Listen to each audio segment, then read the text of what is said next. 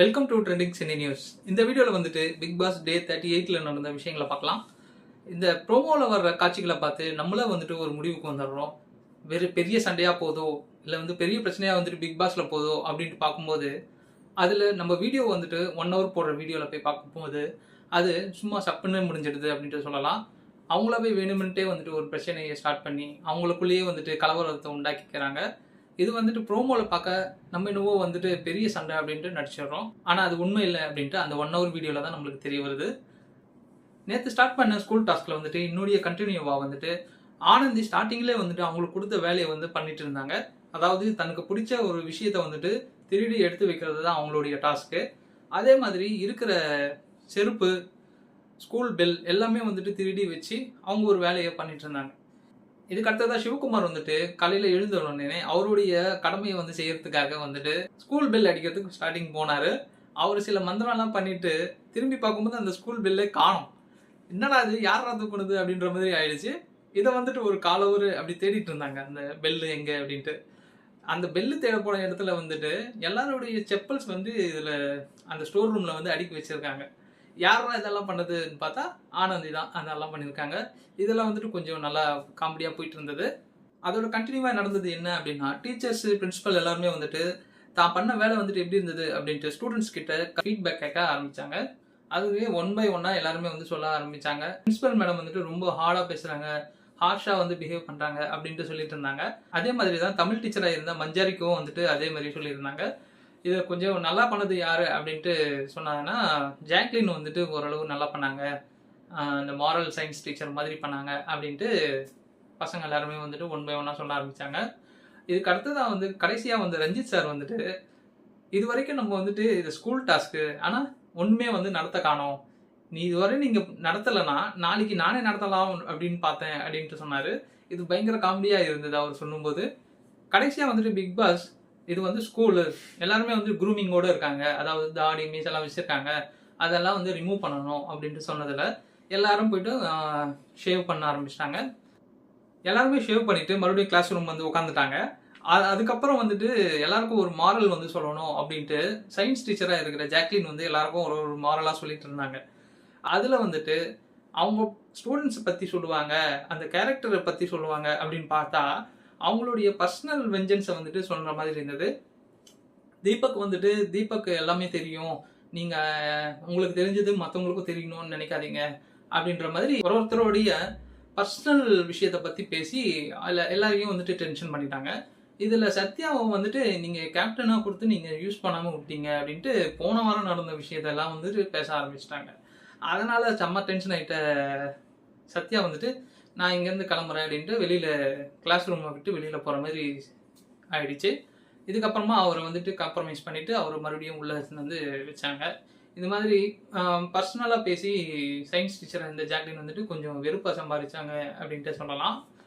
இது இப்படியே போயிட்டு இருக்கும்போது தீபக் ப்ரோவை கூப்பிட்டு பிக் பாஸ் வந்து, நீங்கள் வந்து உங்களுக்கு ஒரு சீக்ரெட் டாஸ்க் இருக்குது, அது வந்துட்டு என்னன்னா, நீங்கள் கிளாஸ் முடிஞ்சதுக்கப்புறம், ஸ்கூல் டைம் முடிஞ்சதுக்கப்புறம் எல்லாருமே வந்துட்டு கொஞ்சம் நகைச்சுவையாகவே வச்சுக்கணும்.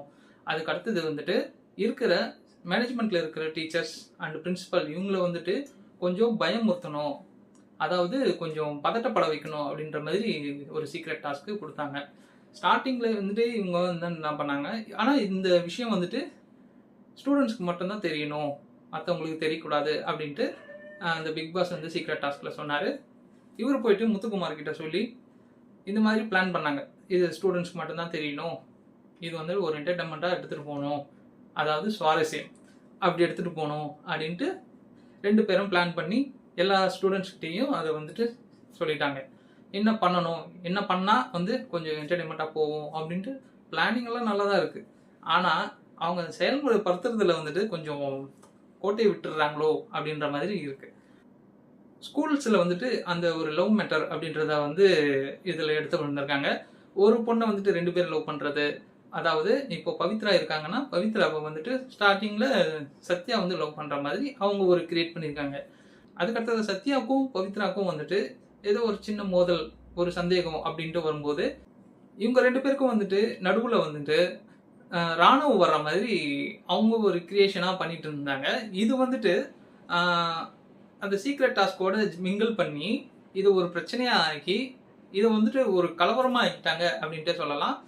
இதுக்கடுத்தது சத்யாவுக்கும் ராணவுக்கும் வந்துட்டு ஸ்டார்டிங்ல இந்த சீக்ரெட் டாஸ்க் பண்ற மாதிரி இருந்தாலும் கடைசியில இது வந்துட்டு ஒரு பர்சனல் வெஞ்சன்ஸா போயிட்டு 2 பேரும் அடிச்சுக்கிற அளவுக்கே கூட மாறிடுச்சு. இதனால இதை பார்த்துட்டு இருந்த மேனேஜ்மெண்ட்ல இருந்தவங்க எல்லாருமே விட கூட இருந்த ஸ்டூடெண்ட்ஸ் எல்லாருக்குமே வந்துட்டு ஒரு குழப்பம் ஆயிடுச்சு. இது வந்துட்டு டாஸ்க் பண்றாங்களா இல்ல வந்துட்டு பர்சனலா இவங்க வந்து மோதிக்கிறாங்களா அப்படின்ற மாதிரி ஆயிடுச்சு. இது வந்துட்டு பார்க்க வந்துட்டு ரொம்ப சலசலப்பாகவும் இருந்தது. கொஞ்சம் தலைவலி வர மாதிரி ஆயிடுச்சு. இவங்க கத்திக்கிறதும் இந்த மேனேஜ்மெண்ட்ல இருக்கிற மஞ்சரி பிரின்சிபல் வந்துட்டு அப்படியே பார்த்துட்டு நின்றுட்டு தான் இருந்தாங்க. இவர் பிபி சார் வந்துட்டு விபி சார் வந்துட்டு அவர் இப்போ வந்து கேப்டன் இல்லையா, அது வந்துட்டு தீர்க்கணும், இந்த ஏதாவது பெரிய பிரச்சனையா ஆகிட போகுது, நம்ம கேப்டன்சியை உருவிட போறாங்க அப்படின்ட்டு அவரும் வந்துட்டு இதில் மிங்கிள் ஆகிட்டு இந்த சண்டையை வந்து சமாளிக்கலாம் அப்படின்ட்டு இந்த சண்டையை வந்துட்டு சமாளிக்கணும் அப்படின்றதுக்காக அவர் போராடிட்டு இருந்தாரு. இந்த இன்னொரு பக்கம் வந்துட்டு ஜாக்லின் வந்து ரொம்ப அப்பாவியா இருப்பாங்க போல இருக்கு. எது சொன்னாலும் நம்பிடுறாங்க. இதுக்கு முன்னாடி ஒரு பிராங்க் வந்து ரஞ்சித் சார் பண்ணிட்டு இருந்தாரு. அதை வந்துட்டு அப்பயும் நம்பிட்டாங்க. அதே மாதிரி இந்த பிராங்கையும் வந்துட்டு பயங்கரமா நம்பிட்டாங்க போல இருக்கு ஜாக்லின். அவங்க அவங்க ஒரு பக்கம் கத்துறாங்க, எமோஷனல் ஆகிறாங்க, போயிட்டு அழுவும் செஞ்சுட்டாங்க. இதுக்கப்புறமா சௌந்தர்யா இவங்கெல்லாம் போயிட்டு காம்ப்ரமைஸ் பண்ணி அதுக்கப்புறமா ஜாக்லினை வெளியில கொண்டு வந்தாங்க. இது இப்படி போயிட்டு இருக்கும்போது இவங்க ஸ்டூடெண்ட்ஸ் எல்லாருக்குமே கொஞ்சம் பயம் ஆயிடுச்சு. இது பிராங்க்னு தெரிஞ்சா இவங்க நம்மளை வந்து என்ன பண்ண போறாங்க நாளைக்கு தெரியல அப்படின்ற மாதிரி அவங்களுக்குள்ளேயே வந்துட்டு இது பண்ணிட்டு இருந்தாங்க. இதுக்கு எல்லாத்துக்குமே காரணமான ராணவ் வந்துட்டு அவர் ஒரு பக்கம் சிரிச்சுன்னு உட்காந்துட்டு இருக்காரு. இது வந்துட்டு இதோட முடியுது இந்த டே. நாளைக்கு வந்துட்டு என்ன நடக்க போகுது அப்படின்றத வந்து அடுத்த ஒரு வீடியோவில் பார்க்கலாம். தேங்க்யூ ஃபார் வாட்சிங் ஃப்ரெண்ட்ஸ்.